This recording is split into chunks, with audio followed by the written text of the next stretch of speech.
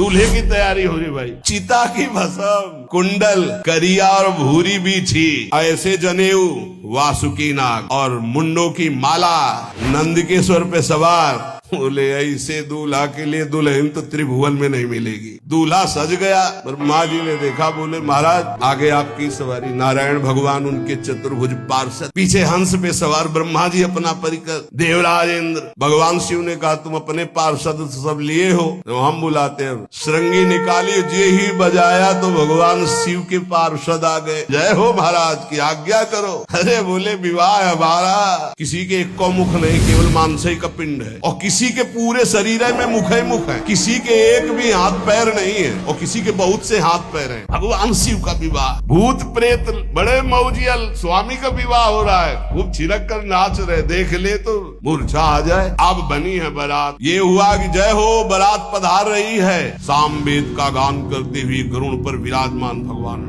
सब हिमालय वासी ओहो धन्य है, धन्य। यही दूल्हा है, बाराती है। दूल्हा तो भी बहुत सुंदर हो गए, सब देख के लुभायमान हो गए। नारायण परिकर सब पीछे देखा, हंस पर सवार भगवान ब्रह्मा जी, दूल्हा पीछे। गांव के नगर के लोग है ना, ये दूल्हा नहीं, सयाने लोग कहते हैं दूल्हा। दूल्हा तो ये तो ब्रह्मा जी है, देवराज इंद्र। ये दूल्हा नहीं नहीं नहीं, ये दूल्हा नहीं, ये दूल्हे की बाराती है। जब सब निकल गए तो बहुत हृदय में आनंद था कि अब दूल्हा के दर्शन होंगे।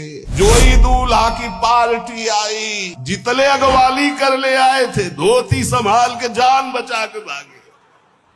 अब आरती करने के लिए, सुमंगल गाने के लिए नवीन नवीन स्त्रियां पार्वती जी की माता के साथ आ रही। मैना सोने की थाल है, आरती लेके जे भी देखा दूल्हा को, यही दूल्हा है। हाँ, हमारी बिटिया सूखे पत्ते खा के इसके लिए भजन करती रही। मैना जी ने पीछे मुड़ के देखा, एक भी नहीं स्त्री थी, अकेले थाली लिए खड़ी थी। थाली पटक दी, आरती की गई। अच्छा तो मेरा निर्णय सुन लिया जाए मैना जी का, अगर मेरी बात नहीं मानी गई तो हिमालय के शिखर से अपनी बेटी को लेके गिर के आत्महत्या कर लूंगी, ब्याह नहीं होने दूंगी। नारद जी गए और बोले विवाह करना है कि नहीं करना। शंकर जी से कहा, बोले आए इसीलिए। बोले ये सब बंद करो आप, ये रूप से विवाह होता है, ये रूप हटाओ। बोले कौन सा रूप धारण करे? दूल्हा रूप धारण करो। भगवान शिव ने जे भी 16 वर्ष की अवस्था, हाथ में दर्पण, अद्भुत मुकुट धारण किए हुए, जटाएं ढकी हुई, गौर वर्ण, वो सुंदर रूप जो देखे सो मोहित हो जाए। मैना जी को बुलाया, देखो दूल्हा आ रहे हैं, एक एक कदम ऐसे चल रहे, संभाल संभाल के जैसे चलना सीख रहे हो।